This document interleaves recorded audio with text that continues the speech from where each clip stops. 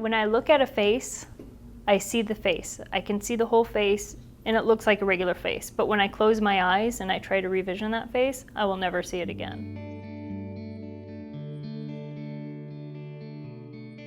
To have a stroke, to have brain damage at a fairly young age, to have a very catastrophic consequence in the sense that she lost her ability to recognize faces, which is something we take for granted, our ability to look out and see people we know and know who they are instantly. It's something we do practically from day one of life, and we do it all the time, but her reaction to it is nothing short of inspirational.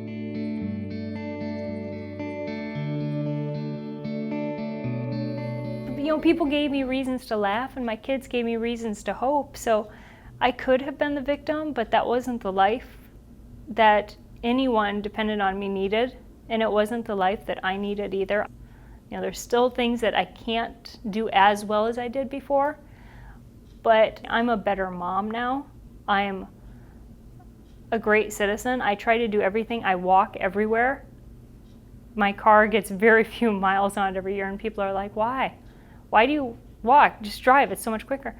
I say because I can, and that's the honest truth. I lost that ability. I sat in a wheelchair for long enough that now that I can walk, I don't want anything ever to stop me from walking or slow me down again.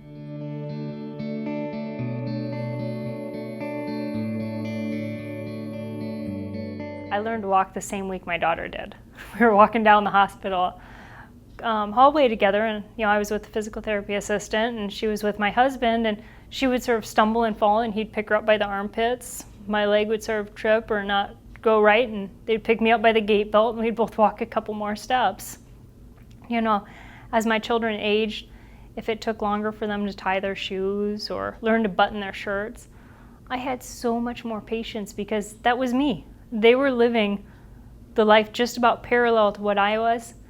And all of us have learned to walk at some time, but unless you learn it with your children, you will not have the same respect for them.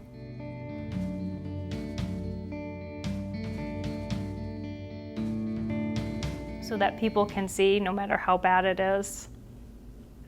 You find ways to laugh about it and you move on.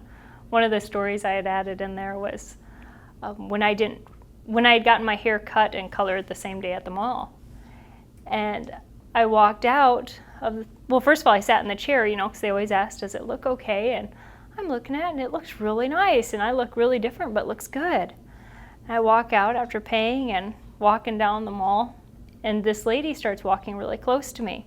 So I stepped away from her a little bit, and soon enough she was walking right beside me again, and I was kind of nervous, kind of irritated. And before I knew it, she brushed up against my shoulder. So I sort of pushed her away a little bit, and that's when my hand hit the mirror. I had no clue that lady was me. So I wrote stories like that to tell people, it is an extreme case, and it does bother me at times. I saw my kids at their jazz recital, and I had watched them practice that recital for months. Every week I'd gone for at least a half an hour and watched that same move. But the day of the recital, all the kids had their hair done. All of them had on makeup. All of them had on the same outfit. And they had to move a little bit on the stage because the size of the stage was different. I had no clue who my kids were. So there are highs, things to laugh about, and there are lows, How do you respond to your kids when they come running up and they say, Mom, didn't I do great? And you can't be honest and say, I had no clue who you were up there. Because first of all, that would break their heart. Secondly, you just don't burden your kids with stuff like that. And that's, I guess, why I started writing this paper, because I want people to know there are techniques in finding the ability to recognize others, even if you can't recognize the face. And there's times that you can laugh about, and there's times it's okay to be upset about it. I've gone through the low part. I'm still learning about myself. I'm still growing. There's still more improvements I want to make.